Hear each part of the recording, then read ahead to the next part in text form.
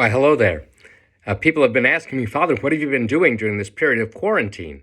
And a lot of what I've been doing is trying to evangelize, trying to share the good news with people by making videos. But then someone asked me, Father, well, could you do some videos for children?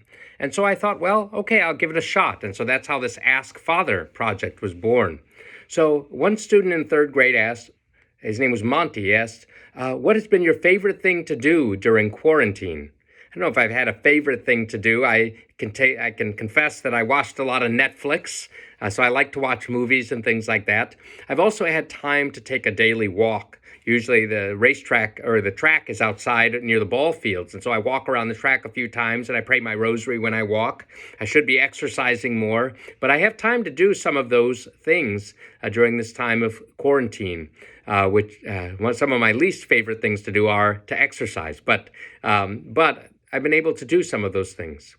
Rachel asks, can God cure the coronavirus? And the answer to that question is yes, because God is all powerful. He can do all things because God is perfect. We say he's almighty. Now we, human beings, we have good qualities, but we're limited. For example, we can be strong and we can be good, right? We can be smart. But we also have some limitations. We don't know everything. We can be strong, but we don't have the power to do everything. We're good most of the time, but sometimes we're bad. And for us, we have only a short period of time. We don't have an infinite amount of time. God, on the other hand, is perfect. He has supreme intelligence. He knows everything. He has power. He can do anything. And he's all good. He has no limitation. So he knows all things. He can do all things. It's all good. But God is not bound by time either. He's eternal. So God is almighty. He can do anything. He could cure the coronavirus. But then that makes us ask another question. Well, why hasn't he? Well, part of it is for us to discover a cure. But sometimes God permits things in our life. And we say, well, why would God permit sickness? Why would God permit death? Did God cause the coronavirus? Well, God doesn't cause the coronavirus as such. Remember, sin and death entered our world through the sin of our first parents, Adam and Eve. They're a consequence, a result of original sin. Sometimes it's a sad consequence, but if we place our faith and trust in God and in Jesus, we know that we will live forever in him, especially in and through the power of his resurrection. So that we know that sickness and death no longer have power over us because God's love in Jesus is stronger than all of that. Sometimes, though, we are faced with great challenges in our lives, not just coronavirus, but sickness or something goes wrong. And sometimes God's testing our faith to see if we can be faithful to him even in hard times. Can we love him even in hard times, and can we turn to him? And so sometimes these things happen. But what are we also seeing with the coronavirus? Well, people are coming together to look for a cure. People are trying to help each other out. People like doctors and nurses are giving of themselves to care for the sick.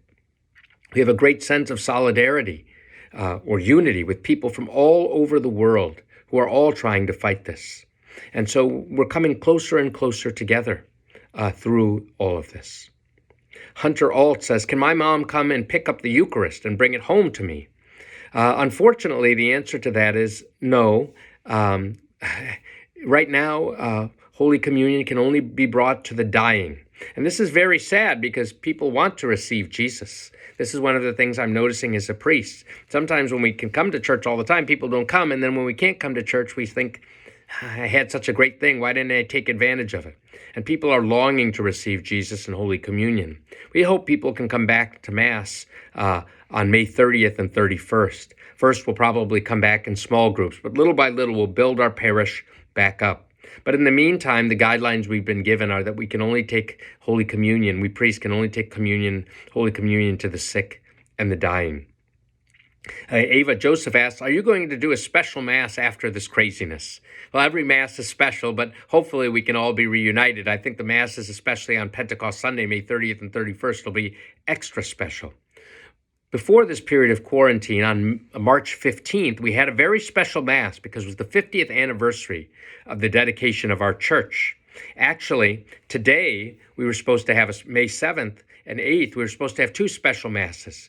One was going to be the confirmation of our seventh graders, and the other was going to be to celebrate with the Pope's personal representative, called the Apostolic Nuncio, a special 50th anniversary Mass. The Apostolic Nuncio, Archbishop Pierre, I worked for him for about 3.5 years.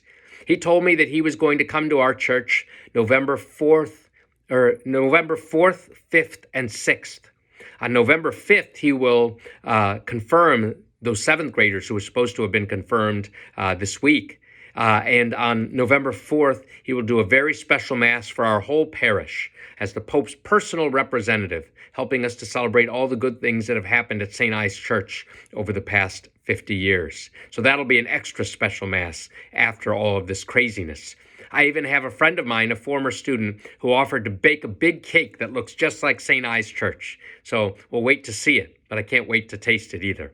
All right, well, thank you all, third graders, for your questions. May God bless you in your day. Bye-bye.